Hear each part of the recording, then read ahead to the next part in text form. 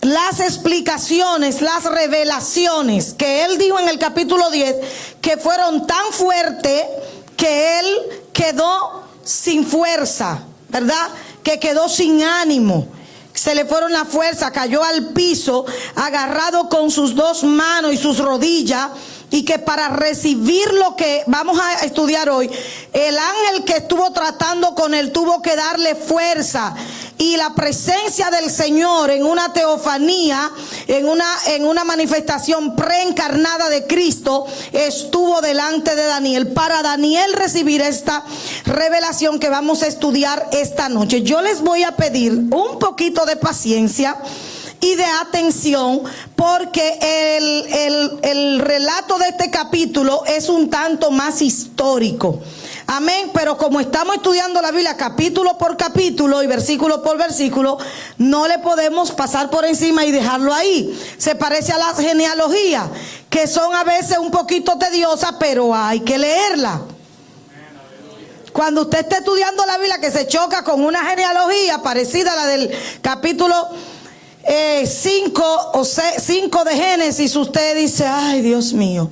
Pero hay que leer la Primera de Crónicas. Cuando usted comienza a leer, se choca con una tremenda genealogía, usted tiene que leerla. Entonces, en este caso no podemos obviar el capítulo 11, porque hay muchísimas cosas, muchísima bendición aquí. Y sobre todo, este capítulo nos muestra cómo Dios tiene el control de los tiempos, cómo las cosas que ocurren aún en el ámbito político, social, cultural, en las naciones, son parte del engranaje que Dios ha hecho de la historia humana. O sea, en la historia humana, a partir de este capítulo, nosotros vamos a ver, denme un minuto y comienzo. Ustedes van a ver que en este capítulo estamos percibiendo la soberanía y el poder de Dios sobre la raza humana. En la historia humana no puede darse absolutamente nada que Dios ya no lo haya decretado. Y cuando yo digo decretado, me refiero, ¿sabe lo que es un decreto? Un decreto no es una opinión, un decreto no es un pensamiento, no es un yo siento. En Dios no se siente, porque Dios es un Dios de decreto, no de sentir. ¿Usted está entendiendo? O sea, cuando Dios determina una cosa que es parte de la conclusión teológica a la que llegó Job cuando pasó por su proceso de prueba, Job dijo: si él determina una cosa, ¿quién le hará desistir? Su alma deseó y él hizo lo que él deseó, porque eso se llama el atributo de la soberanía. Dios es soberano. Dios quita reyes y pone reyes. Dios le da sabiduría al sabio, le da la ciencia al entendido, y al que no quiera que sea sabio no le da ninguna sabiduría. Y él sigue siendo Dios, porque él es soberano. Él hace a uno rico y a otro lo hace pobre. Porque hay gente que Dios dice: no, tú no necesitas eso. Y al otro dice: tú no necesitas, pero yo me plazco en darte. O sea, eso se llama soberanía. Y entonces él dice: y ustedes son como el barro en las manos del alfarero. Y entonces en el capítulo 9 de Romanos, Pablo dice: y el barro puede abrir la boca para decirle al alfarero: ¿por qué tú me hiciste así? O sea, está Pablo enseñándonos, revelándonos que nosotros, los seres humanos, jamás tenemos el derecho de preguntarle a Dios: ¿por qué tú lo hiciste? ¿Por qué mejor no fue? O sea, la historia humana ha ocurrido, está ocurriendo y va a seguir ocurriendo dentro de lo que Dios ha decretado sobre la tierra. Eso lo vamos a ver ahora. Cómo es impresionante que con todos los lujos de detalle Dios le revela a Daniel uno por uno los reyes que gobernarán el mundo en los próximos siglos, hasta el nacimiento del Mesías, y del nacimiento del Mesías hasta el final de los tiempos. Y eso se llama soberanía. Dios decreta sobre la tierra. Y Él es soberano, y usted y yo debemos decir: alabado sea Dios, como hizo Job. Entonces, Es importante que cada vez que estudiemos la palabra de Dios encontremos atributos de Dios, porque son los que nos van a enseñar cómo servirle a un Dios que es soberano. A un Dios que es soberano, que si te dice aquí es, pues ahí es. No le dé otra alternativa, que él dijo que era ahí. Bueno, pues ese es, Señor. Ahora sube, pues sube, y ahora baja, bueno, pues baja. Y eso es soberanía. Cuando la persona conoce estos atributos de Dios, no tiene problema con Dios, ni consigo mismo, ni con nada en la tierra, porque todo está decretado bajo su soberanía. Versículo 2 del capítulo 11 de Daniel. Y ahora yo te mostraré la verdad, le dice el ángel a Daniel. He aquí que aún habrá 3 reyes en Persia, y el cuarto se hará de grandes riquezas, más que todos ellos. Y al hacerse fuerte con sus riquezas, levantará a todos contra el reino de Grecia. Esto ocurre, preste atención, sencillamente Daniel está recibiendo. Recuerde que yo le dije que 200 años antes de todo este cumplimiento, Daniel está recibiendo esta visión. Y Daniel está en el reinado de los persas, de los medos persas, y está en el gobierno de Ciro el Grande. Y Daniel está orando porque él entiende que el tiempo de su pueblo volver a la tierra, y toda la vida el judío tiene la idea de que gobernará la tierra, de que será la nación número 1 del mundo, de que Dios le entregará la tierra como heredad. Y Daniel está esperando que el cumplimiento cuando es. Ahora Dios le dice: no, yo quiero decirte que hay un camino muy largo todavía hasta llegar a ese tiempo cuando Israel será esa nación deseada. Entonces estamos hablando de muchísimos años, siglos antes de este cumplimiento. Daniel está en el reinado de Ciro el Grande, el que le dije que dio la orden de que fuera una caravana de judíos, que cerca de 50,000 judíos regresaron a Jerusalén para comenzar a reconstruir. Ahora el ángel le dice a Daniel, aparte de Ciro, que no lo mencionó en esta visión, porque ya le había hablado del rey Ciro en el capítulo 10 y en el capítulo 9, ya le había hablado de eso, ¿verdad? Ahora él le dice, después de este gobierno que hay, después de este reinado, vienen otros 3 más de este imperio medo-persa, y aún un número 4.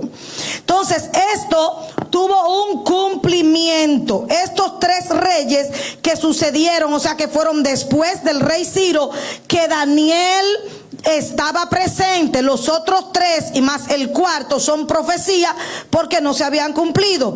El sucesor del rey Ciro el Grande fue su hijo Cambises II. Reinó entre el 530 y el 522 antes de Cristo.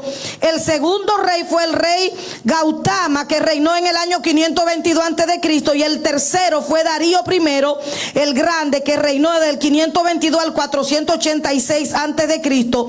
Y luego surge un cuarto rey de la dinastía de los Darío llamado Jerje, que es ese rey que nosotros conocemos en la historia de una joven llamada Esther. ¿Recuerdan el rey? ¿Verdad? Jerje. Ok. Esto ocurre, estos 3 próximos reyes y un cuarto ocurren 50 años después que murió Daniel. A ver si usted puede ayudarme a seguirle el hilo a este capítulo profético. 50 años antes, Dios le está revelando a Daniel en el capítulo 11. Después del rey Ciro vienen 3 reyes más, y aún vendrá un número 4 de este imperio medo-persa. Justamente como Dios le reveló a Daniel a través de este ángel que le está hablando en este capítulo 11, justamente ocurrió. Vino el primero, el hijo de Ciro el Grande, vino el segundo, vino el tercero, y vino el número 4, que es Darío I de esa línea de los Jerje. Fíjese, hasta ahí llegó la historia del imperio medo-persa, que no es en este capítulo el punto central, porque el punto central de este capítulo es revelarle a Daniel las naciones o los imperios que tendrán algo que ver con el pueblo de Israel. O sea, usted preguntará, ¿y por qué aparece en la Biblia? ¿Por qué Dios se detiene a darle a Daniel unas informaciones de un rey, el otro rey por acá, que usted ni siquiera se acuerda de los nombres que se han dicho? Porque imagínate, ni siquiera son nombres como de los de nosotros. Imagínate Darío, Ciro. ¿Quién se llama Ciro? Jerje. ¿Quién se llama Jerje en la cultura de nosotros? Yo no creo que alguien le haya puesto Jerje a uno de sus hijos, ¿verdad que no? No es un nombre común. Pero usted dirá, ¿y qué tiene que ver? Tiene que ver porque acuérdese que Dios le está revelando a Daniel aquello que tiene que ver con su pueblo. Entonces, de la dinastía de los persas, nada que ver con Israel, porque todo queda en la profecía del capítulo 9. Que se cumplió en Ciro el Grande cuando dio la orden de la reconstrucción o la reedificación de los muros, y donde conocemos varias caravanas de judíos que llegaron, entre las que estuvieron como líderes Nehemías, Esdras, Zorobabel y todos aquellos que estuvieron allí en Jerusalén reconstruyendo y trabajaron. ¿De acuerdo? Para ese tiempo de ese regreso de esos judíos es que se da la historia que quizás usted ha leído, que tiene que ver con el sumo sacerdote Josué, ¿verdad? Que hay una visión que se presenta con ropas viles y que hay una intervención divina. Ok, parece que no la conocemos, pero eso ya lo vamos a estudiar más luego. También en esa temporada es que se conoce la historia de Zorobabel, hijo de Salatiel. ¿De acuerdo? Es ahí, recuerdan cuando Dios le dice al pueblo: es tiempo de ustedes hacer sus casas y adornarla y artesonarla, y entonces olvidarse de la casa. Suban al monte, corten madera y edifiquen la casa de Jehová, y yo pondré en ella mi nombre y seré glorificado. ¿Recuerdan eso, verdad? El corito. Ok, en esa temporada es que se da el reinado de Ciro. Pasaron los 3 reyes que el ángel le dijo a Daniel y un cuarto, y hasta ahí llegó la dinastía de los reyes persas. Lo que nos hace saber que Dios no inventa. Cuando Dios te dice viene un rey así, es porque viene. Cuando Dios dice viene tal cosa, es porque va a ocurrir. Dios no es un Dios que ensaya de que yo siento, yo creo. Dios no improvisa. En Dios hay una historia ya escrita. Oh, Dios. Y yo les voy a preguntar algo, para la gente que lucha con el contentamiento. Yo creo, y soy portavoz de esto, y lo voy a seguir transmitiendo hasta que Dios lo use en la mayor cantidad de cristianos posible para su edificación. Yo creo que el síndrome que ataca y ha tenido tanta victoria sobre los cristianos es el síndrome del descontento. Mucha gente no es contento con nada. Mucha gente se siente siempre inconforme con lo que Dios pone, con lo que Dios hace, donde Dios lo lleva, donde Dios lo tiene, lo que Dios está haciendo. Siempre hay un no es aquí, siempre hay no es con este, siempre hay un yo creo que hay algo. ¿Sabes algo? El contentamiento es la bolita del helado del evangelio. Pablo le dijo al pastor Timoteo: buena es la piedad acompañada del contentamiento. Es posible que usted va a oír esto que estoy diciendo muchísimas y miles de veces, y voy a decir como Pablo, con amor, no me molesto repetirlo, porque es el síndrome que el diablo está usando para detener a los creyentes a tener una vida plena en el evangelio en Cristo Jesús. Sí, yo les voy a preguntar, si Dios tiene el control de los reyes de una nación, si Dios tiene decretado los imperios, quién va a gobernar, quién sube, quién baja, yo les voy a preguntar, ¿no tendrá Dios decreto sobre tu vida? Lo que está pasando, lo que Dios está haciendo, lo que está ocurriendo, donde Dios te tiene, lo que te está dando o lo que no te está dando, ¿no será parte de su decreto sobre ti?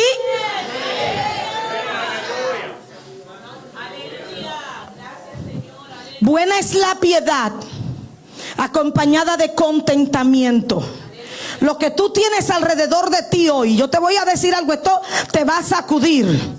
Porque posiblemente tú escuches a alguien diciéndote lo contrario, pero yo vengo de parte de la palabra de Dios a decirte esto que te va a edificar. Lo que tú tienes, donde está, lo que está pasando en tu vida, por lo que está ocurriendo alrededor de ti, es parte del decreto de Dios sobre tu vida. Si tú eres de los que cree que Dios es soberano, entonces no debes cuestionar, no debe incomodarte, no te debe molestar, debe aprender a disfrutar cada estación, lo que Dios decreta para ti, porque Él es soberano.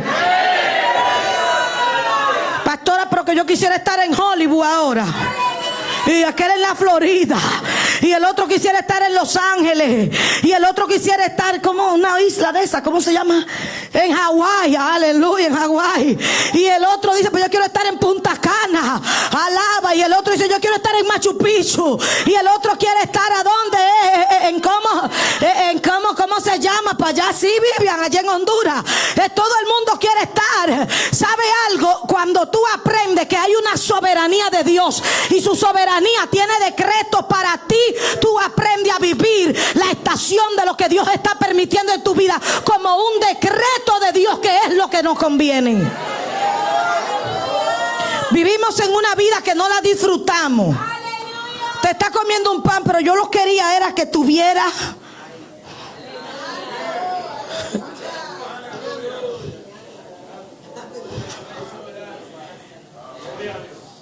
Tiene la guagua, pero yo lo que quería era.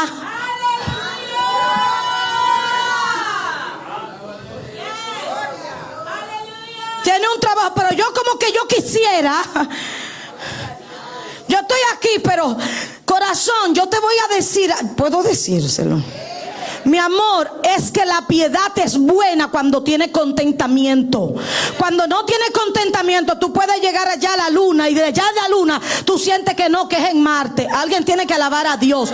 Si la iglesia, si los creyentes no entienden la soberanía y el decreto de Dios para su vida, no van a disfrutar la soberanía de Dios en su vida.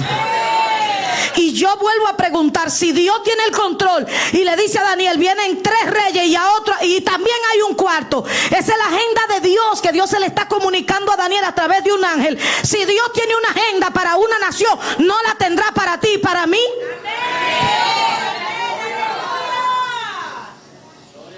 Donde quiera que usted esté, o lo que sea que usted esté viviendo, esté pasando, le esté rodeando, eso es lo que el cielo decretó. Y me voy a ir más allá. Es que yo quiero empujarlo. Dile a alguien, nos están empujando. No, este mensaje no es para apapacharlo. Yo los quiero empujar más allá teológicamente.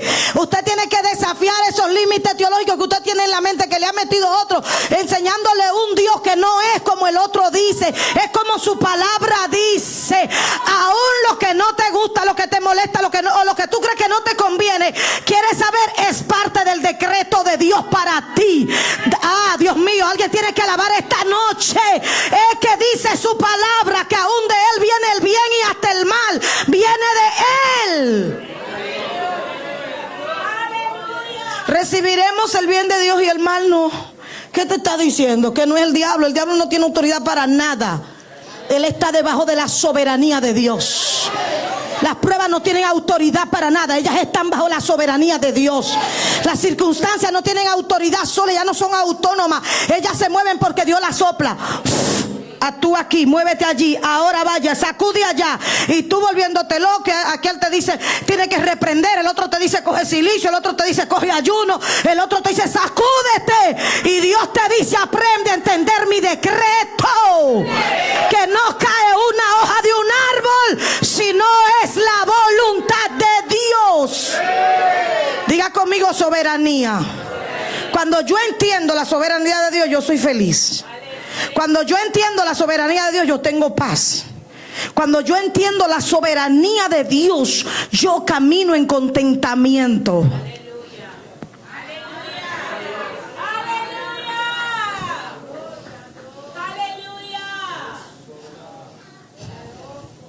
Nos falta eso. Y por eso es que siempre yo tengo que recalcar, el conocimiento teológico es importante para usted ser salvo. Si no conoces a Dios, ¿cómo le va a servir? Tiene que conocer al Dios que le sirve. Y Él es tan Dios que Él es soberano, Él decreta cosas. Ahora tíralo al suelo y tú comienzas a patalear y comienzas a reprender y comienzas que no, que esto no es de Dios y eso es el diablo que se metió. ¿Y quién le dijo al diablo que él tiene permiso para meterse si Dios no lo manda? Entonces no es él. No culpe al cartero.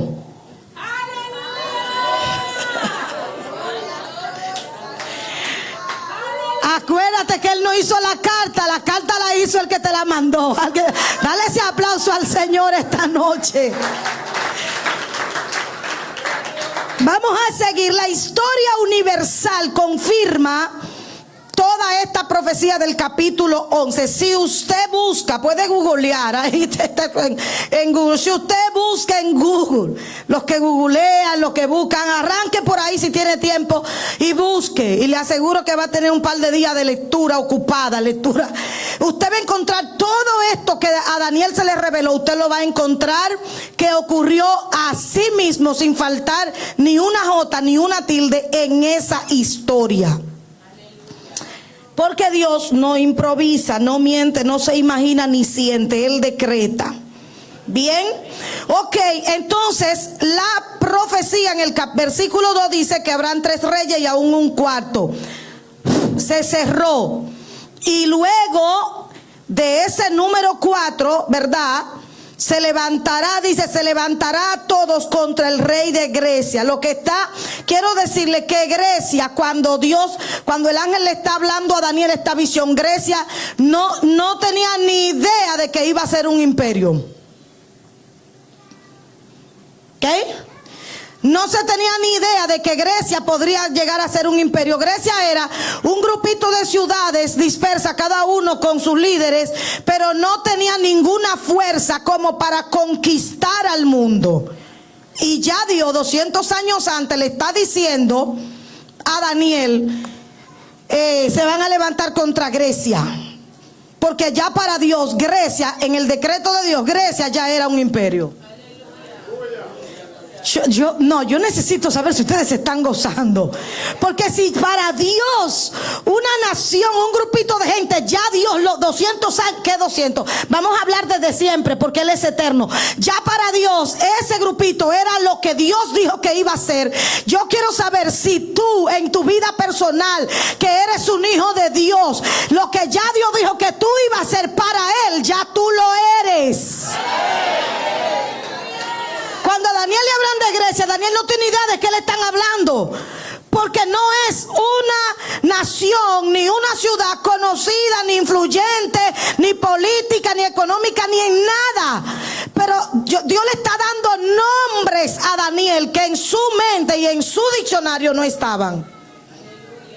Porque antes de que ocurra, es que ya si Dios lo dijo, lo dijo. Si Dios lo decretó, lo decretó.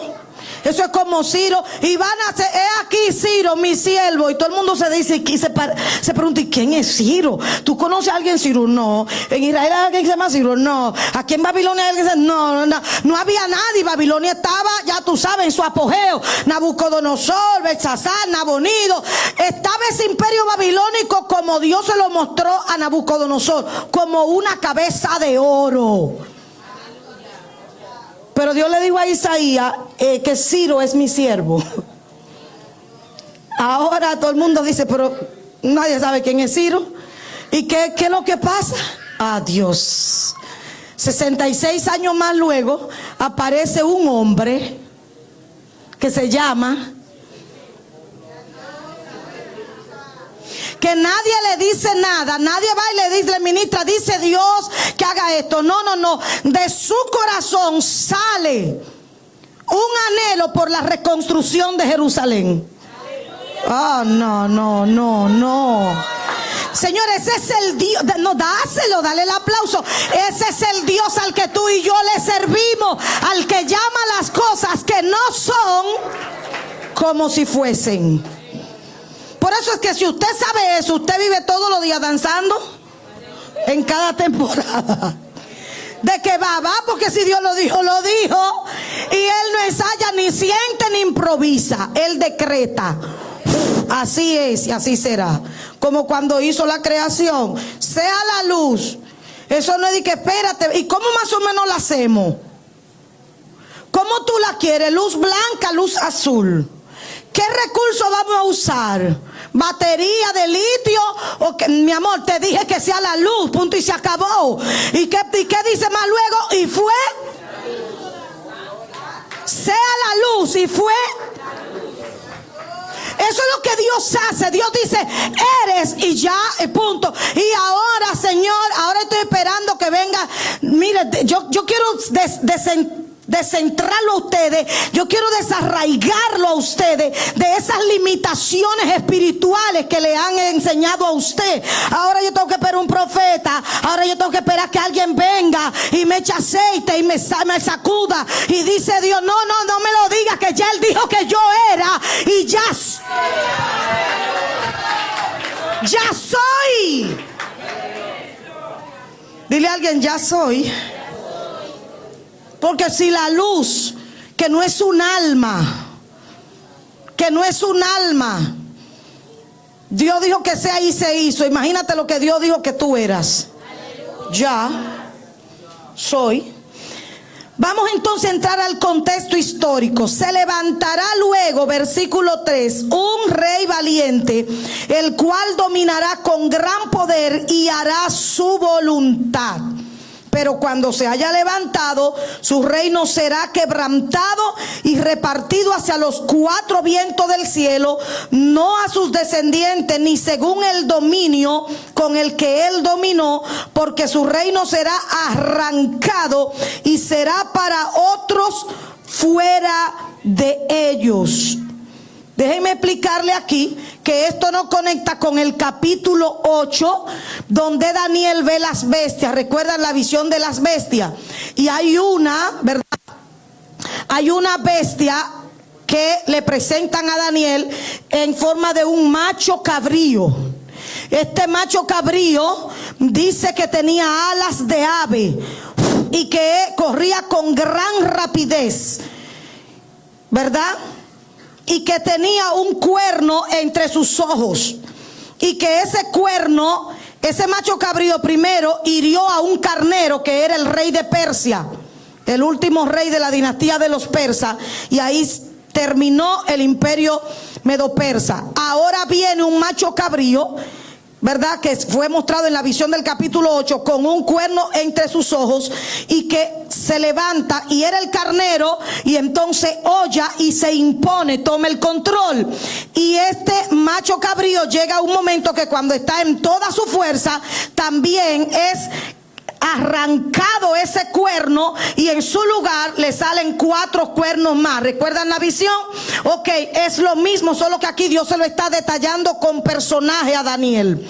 Y le está diciendo, después de los reyes de Persia va a levantarse un rey fuerte. Este rey viene del imperio griego. Este imperio, Dios amado, Dios es hermoso. Señores, la historia nos ayuda a conocer mucho más y a apreciar la bondad y la grandeza de Dios. En la conquista de los persas llegaron a tocar a Grecia, que no era ni imperio ni una nación prominente, no era nada más que un par de ciudades.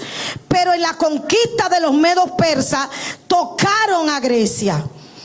Y sucedió que ese rey de Grecia llegó un momento que, aunque fue conquistado por los persas, murió y en su lugar toma el gobierno su hijo, que ya yo le hablé de eso, llamado Alejandro el Grande.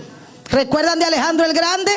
Perfecto. Ese muchacho es al que la Biblia o el ángel le dice a Daniel, es el cuerno que tiene el carnero entre sus ojos. Y el macho cabrío que viene con alas de ave en la espalda, que tiene una velocidad para correr, que corre de tal manera que no puede ni tocar tierra. Este muchacho recibe el reinado de su padre cuando murió su padre, y este muchacho en en 11 años conquistó el mundo. Organizó una campaña contra los persas por la conquista y las batallas que su papá perdió, y en venganza se levantó Alejandro el Grande y llegó hasta los persas y lo conquistó. Conquistando los persas, los otros ya es pan comido, ¿cierto? Así es que este muchacho en 11 años, en 20 y pico de años tenía cuando inició, y a los 33 ya había conquistado a todo el mundo de ese entonces. Ese es ese cuerno que aparece en la frente, entre los ojos del macho cabrío, que representa el imperio griego. Ahora el ángel le está diciendo a Daniel, ese rey viene fuerte, pero ¿qué ocurre? Que estando en su mayor fuerza, como también lo describe el capítulo 8 de Daniel, fue quebrantado ese cuerno. Ya yo le expliqué que Alejandro el Grande murió a la edad de 33 años en el 323 antes de Cristo por los excesos en su estilo de vida.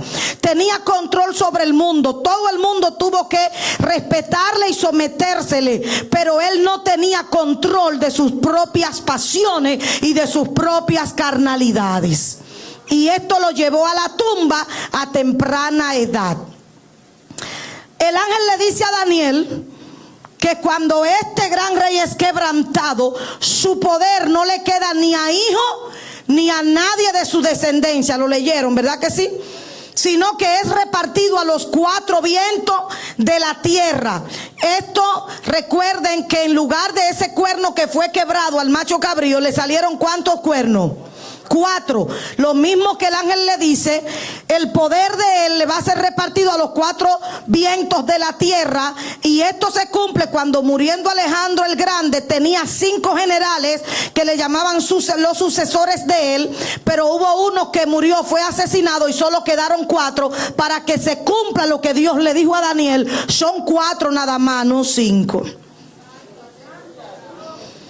Cuando muere Alejandro el Grande, entonces todo el imperio griego es repartido entre sus 4 generales, y el dominio de ellos se esparció por toda la tierra, cumpliéndose así esta profecía de que el gobierno de este hombre fuerte, este rey fuerte, iba a ser esparcido por los 4 vientos de la tierra y no iba a quedar en manos de descendientes, porque Alejandro el Grande no pudo dejar hijos que pudieran heredar. Tuvo 2 y fueron asesinados. Así es que hay un hermano que tenía, pero ese hermano tenía condiciones mentales, por lo que no tenía la capacidad para gobernar.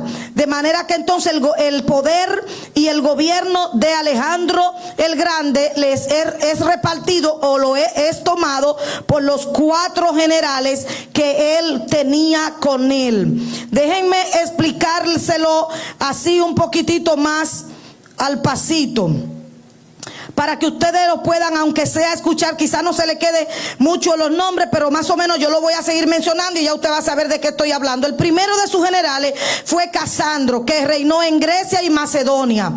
El segundo se llamó Ptolomeo, reinó en Egipto y Palestina. Y el tercero fue Lisímaco, reinó en Tarsia y en Asia Menor. Y Seleuco, que fue el número 4, reinó en Siria y gran parte del Oriente Medio. ¿Qué tiene que ver esto, pastora? Porque lo que ahora a Daniel se le va a explicar tiene que ver con 2 de esos generales. 2 de ellos. Vamos a seguir leyendo. Y se hará fuerte el rey del sur. Estoy en el versículo 5.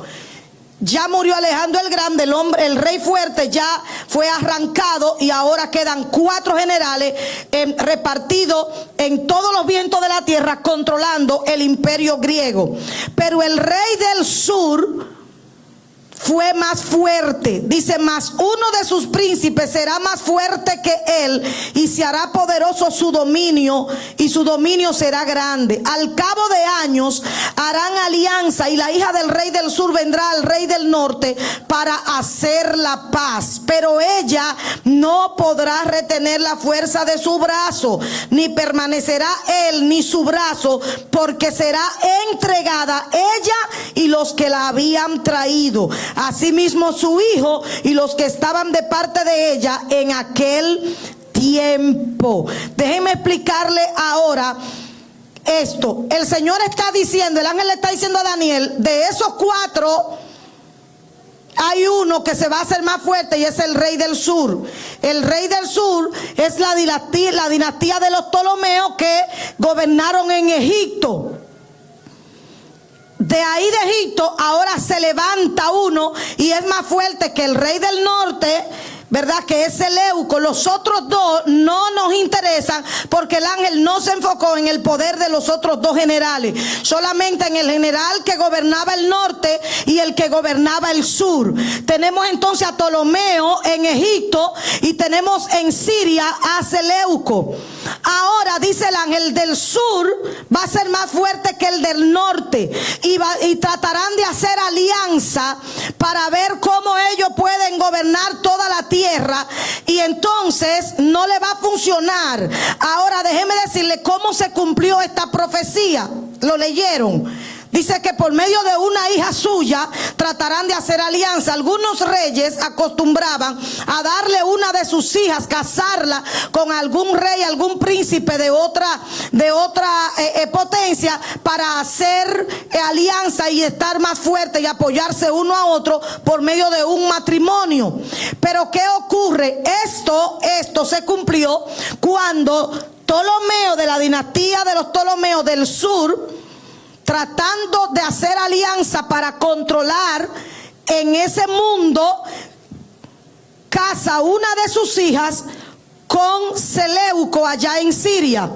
Pero Seleuco tenía a su esposa llamada Laodicea. Esto es historia universal, usted lo puede encontrar en cualquier libro de historia universal o hasta en el mismo Google usted lo puede encontrar. ¿Qué ocurre? Para que usted vea cómo se cumple la profecía.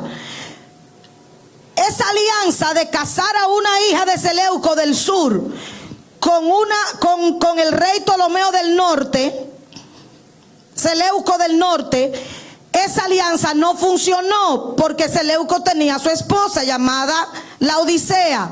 Pues para él casarse con Berenice, la hija de Ptolomeo del sur, de allá de Egipto, él tenía que separarse, divorciarse, dejarse de su esposa Laodicea. Pero él lo hizo así para poder agarrarse del brazo fuerte que era el reino del sur, porque ahí dijo el ángel que el del sur iba a ser más fuerte que el del norte. ¿Qué pasó? Sucedió que esto funcionó por unos años, pero al cabo de unos años muere Ptolomeo del sur allá en Egipto y queda Berenice sin protección, esposa de Seleuco, pero no tenía protección. Como fue un matrimonio para alianza, ¿qué hizo Seleuco? Se separa de Berenice y se vuelve a casar con Laodicea. Laodicea, por no perder el poder, accede a casarse, pero al poco tiempo envenenó a Seleuco e hizo que asesinaran a Berenice y al hijo que ellos tuvieron, para ella poner a un hijo suyo en el trono. Usted está viendo cómo se cumple la profecía. El ángel le dice, no va a funcionar la alianza porque al poco tiempo el brazo no lo podrá sostener. ¿Quién era el brazo? Ptolomeo del sur, pero él muere. Al morir, Berenice queda sin protección. Seleuco entiende que la alianza ya perdió poder porque no tiene a quien lo protegía. Vuelve con la mujer anterior y la mujer anterior accede para ella poder quitarlo de medio y poner a uno de sus hijos. Así se cumplió la profecía que se le está dando a Daniel sobre el reino del norte y el reino del sur. ¿Entendieron eso? Vamos a seguir leyendo. Quedamos en el versículo 7. Dice, pero un renuevo de sus raíces se levantará sobre su trono. Estoy hablando del reino del sur. Y vendrá con ejército contra el rey del norte, y entrará en la fortaleza y hará en ellos a su arbitrio y predominará. Y aún a los dioses de ellos, lea eso con cuidado, sus imágenes fundidas y sus objetos preciosos de plata y de oro llevará cautivos a Egipto, y por años se mantendrá él contra el rey del norte. Así entrará en el reino el rey del sur y volverá a su tierra. ¿Qué ocurre y cómo se cumple esto? Ya, ¿verdad? Que hay una situación entre los dos reinos, ¿verdad? Que la de aquí mató a la que venía de acá, del sur, y también mató al rey, puso su hijo. Ahora un hermano de Berenice queda en el trono en el sur, en Egipto, y ahora se levanta para vengar la muerte de su hermana que ocurrió aquí en el norte. Pero eso es lo que el ángel le está diciendo a Daniel. Se va a levantar uno que va a vengar lo que pasó anteriormente. Entonces, ¿qué ocurrió? Se levantó de aquí Ptolomeo II y entonces conquistó en Siria y se llevó todos los objetos más preciados que ellos tenían aquí en el reino del norte, y se lleva todo para Egipto. Dice que aún a sus dioses los llevó cautivo. Eso no le da como que eso es... No me entendieron. Dile a alguien, tú no estás entendiendo.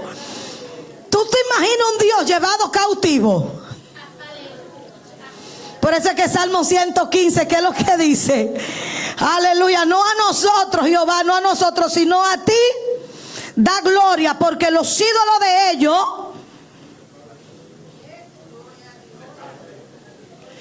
Ahora viene este rey, se lleva cautivo a sus dioses. Eso da hasta risa. Dios mío. ¿Quién le dijo a alguien que podía llevarse a Jehová, Dios de los ejércitos, cautivo en algún momento?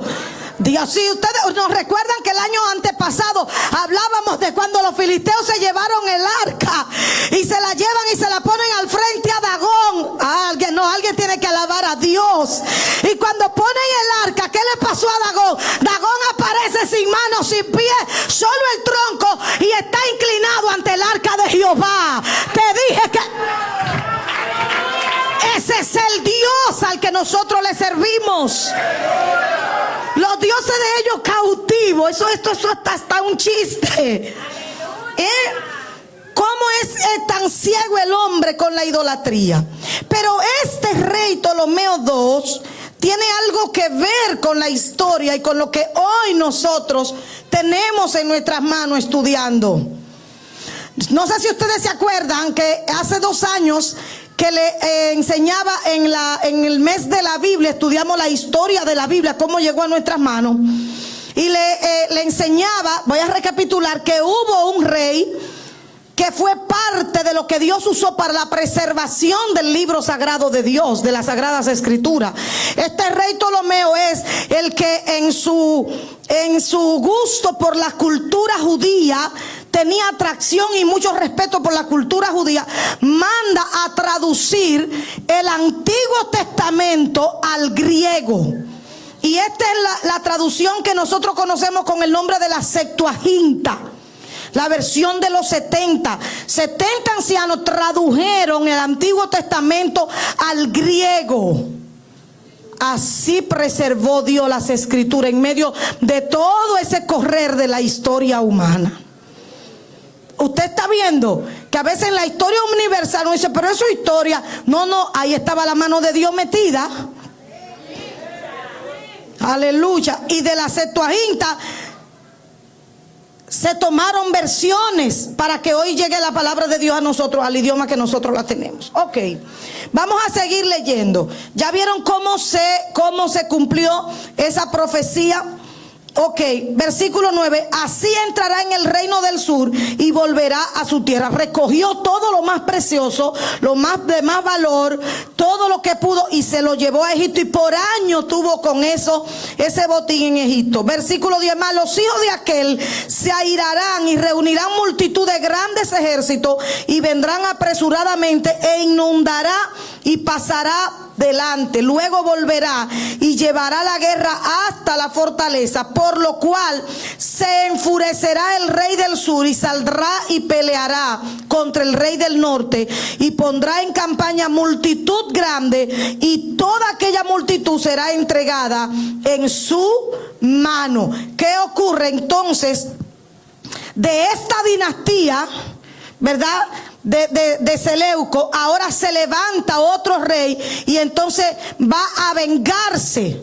Los hijos, porque eran 2 hijos que tenía este rey, se levantan y van a vengarse contra el rey del sur. Se arma esa guerra, esa batalla por el control. Pero recuerde que el ángel dijo que el reino del sur sería más fuerte. Ok, esto ocurrió, esto se cumplió. Vamos al versículo 13. Y el rey del norte volverá a ponerse en campaña, una multitud mayor que la primera, y al cabo de algunos años vendrá apresuradamente con gran ejército y con muchas riquezas. Versículo 14. En aquellos tiempos se levantarán muchos contra el rey del sur y hombres turbulentos de tu pueblo. ¿Del pueblo de quién? De Daniel. O sea, judíos se iban a involucrar y se levantarán para cumplir la visión, pero ellos caerán. Cuenta la historia de cómo los judíos en ese tiempo, muchos judíos se involucraron. Si fue como dice Ángel para cumplir hacer cumplir la visión, no lo sabemos, pero ellos tenían el libro de Daniel y conocían la profecía. Así es que se cuenta como parte de la historia que cuando estos reyes iban conquistando tierra, recuerden que Egipto está por aquí, Siria está por aquí, pero en el medio, ¿qué nación está? Está Israel. Así es que Israel siempre se mantenía como un puente entre los dos reinos. Cuando este quería conquistar aquí, ¿por dónde pasaba? Cuando este quería pelear para acá, ¿por dónde pasaba? Así que Israel se convirtió como en ese puente de esas 2 naciones, esos 2 gobiernos peleando. Cada vez que uno conquistaba, tomaba el control de Palestina. Cuando lo conquistaba el otro, tomaba el control de Palestina. Israel no tuvo mucho tiempo gobernando su propia tierra, porque según la historia y lo que ya Dios le está diciendo a Daniel, quizás usted no lo está viendo, pero lo que Dios le está diciendo a Daniel, Daniel, falta todavía mucho para que Israel pueda llegar a ser el Israel que yo quiero hacer de ellos. Oh, gloria a Dios. Dios decretó sobre Israel un proceso de siglos de guerra en manos del enemigo. Un tiempo los Ptolomeos, un tiempo los Seleucos, después vienen los Antíocos, y todo esto Israel lo está aguantando. Dice un historiador que cuando Alejandro el Grande fue a conquistar a Egipto, dice que pasó cerca de Palestina y que el sumo sacerdote salió vestido con vestidura blanca y todos esos sacerdotes y ancianos del pueblo y entraron y le abrieron las puertas y le enseñaron esa profecía y le dijeron: está escrito que tú venías, nosotros te estábamos esperando para que tú entres. Y le entregaron la ciudad pacíficamente. Cuando Alejandro, según lo que los historiadores, cuando Alejandro ve la manera pacífica de entregarle la ciudad, no tocó a Palestina. Israel ya sabía, conocía, esto se lo están diciendo a Daniel. Israel no va a tener todavía el control, es lo que Dios le está diciendo. Entonces aquí, ¿qué estamos viendo? Que el ángel le dice: hombres de tu pueblo se van a levantar para tratar de que se cumpla esta visión. Muchos judíos se involucraron. De hecho, en uno de las campañas y de las conquistas de uno de los Antíocos, muchos judíos estuvieron a favor de que el gobierno del norte perdiera frente a la batalla del gobierno del sur, y esto le costó lo que vamos a ver más luego, porque de esa dinastía de los Antíocos que Israel lo abrazó y dijo: ¡ay, por fin nos van a quitar este yugo, nos vamos con aquello! Pero hay algo que mucha gente no sabe, y es que maldito el hombre que confía en otro. Confía en Jehová tu Dios. Cuando ellos se involucraban, ¿qué pasaba? Que se volteaba la torta. Lo que va a pasar con el anticristo. ¿Qué es lo que va a pasar? 3 años y medio, un pacto de paz. Y a los 3 años y medio el anticristo va a romper el pacto y le va a mostrar su verdadero. Seguimos. Versículo 16. Y el que vendrá contra él hará su voluntad, y no habrá quien lo pueda enfrentar, y estará en la tierra gloriosa. Esta vez va a pisar y a tomar el control de Palestina, la cual será consumida en su poder. Afirmará luego su rostro para venir con el poder de todo su reino y hará con él convenios, con aquel convenio, y le dará una hija de mujeres para destruirle, pero no permanecerá ni tendrá éxito. Esto también se cumple en la historia universal. Ocurre lo mismo. Dice una hija de mujeres, una mujer hermosa, es lo que se traduce, una mujer de verdad.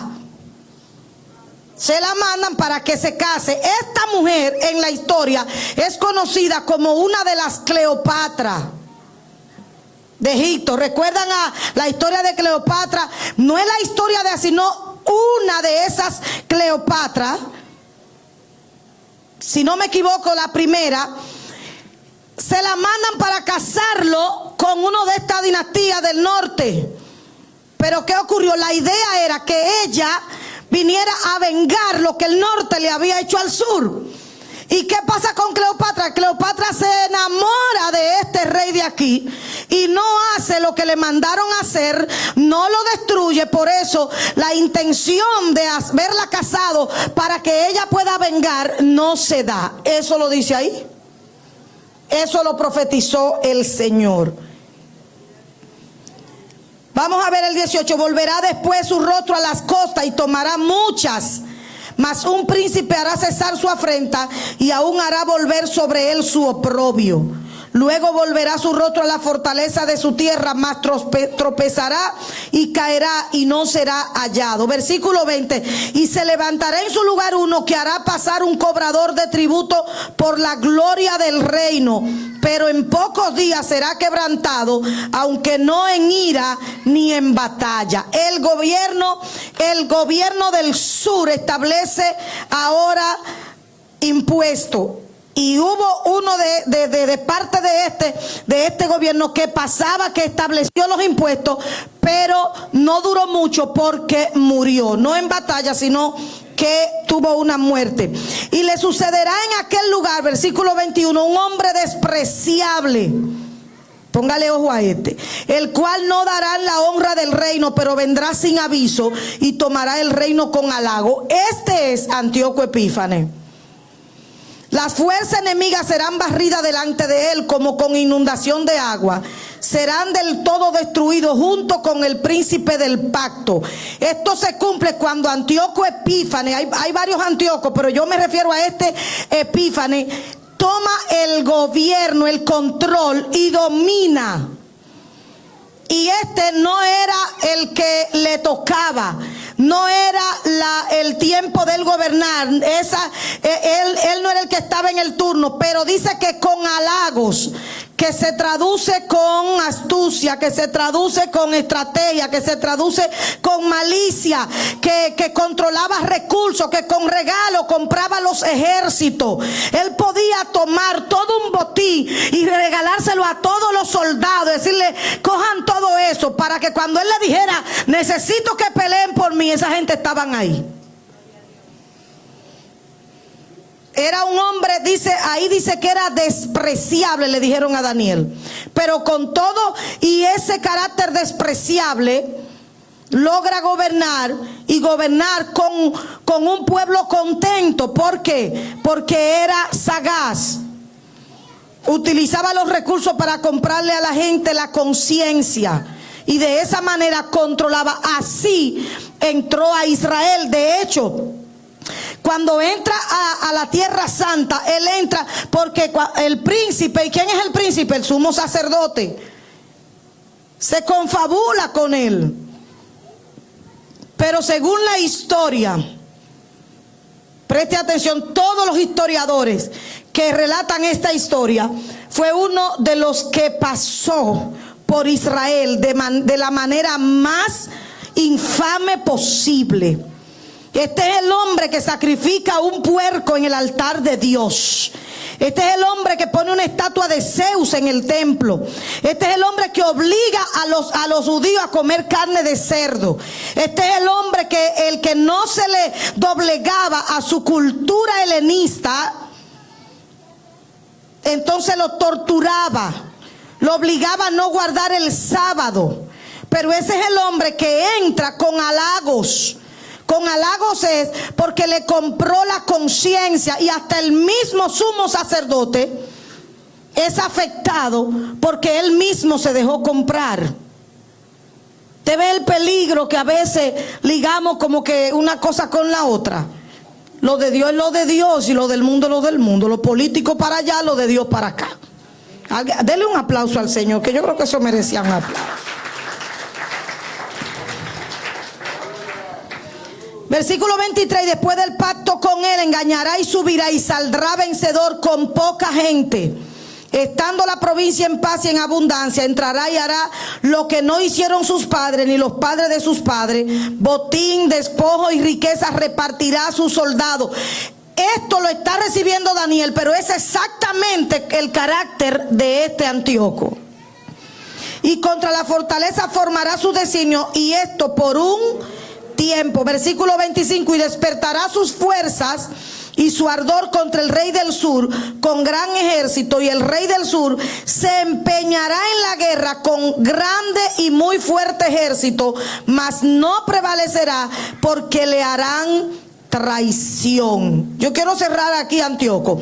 Y aún los que coman de sus manjares le quebrantarán, y su ejército será destruido, y caerán muchos muertos. El corazón de estos dos reyes será para hacer mal, y en una misma mesa hablarán mentira.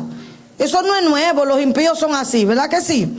Mas no servirá de nada, porque el plazo aún no habrá llegado. Yo quiero dejarlo hasta ahí. Es bastante historia, ¿verdad que sí? ¿Sabe que ese era el carácter de este rey y su manera de obrar? Y lo que Dios le está revelando a Daniel: Israel va a estar en medio de ese debate de dos reinos, en el sur y en el norte. Asiria en el norte, Egipto en el sur, los Ptolomeos en el sur, Seleuco y la dinastía de los Antíocos en el norte. Y Israel será un pueblo que tendrá la oportunidad de ser probado por Dios. Porque ¿sabe cuándo Dios nos prueba? Cuando nos pone al lado o rodeado de gente que Dios no esté en su corazón, para Dios ver qué tú y yo vamos a hacer. Entonces Dios dice: déjame ver cuál será tu decisión. En medio de ese debate, ¿qué ocurrió? Que muchos del pueblo de Israel lamentablemente se involucraron y se influenciaron de estos procesos de guerra, de política, de cultura. De hecho, en esos gobiernos, preste atención que esto quiero cerrarlo aquí. En medio de esos gobiernos, ¿sabe lo que ocurrió con muchos judíos? Que se helenizaron. Se helenizaron adoptaron la cultura helenista. Comenzaron a vivir como vivían los griegos, los del imperio griego. Adoptar su cultura, de que ¿cómo va que nos llevemos bien? Porque ya ellos están aquí, ya ellos gobiernan aquí, pues entonces vamos a llevarnos bien, ¿cierto? ¿Y sabe qué ocurrió? Que los mismos judíos se involucraron en las carreras atléticas. ¿Cómo surgen esas carreras atléticas? Se instituyeron a partir de uno que corrió tanto que murió, para dar la noticia de una batalla que se ganó. Y llegó hasta desnudo.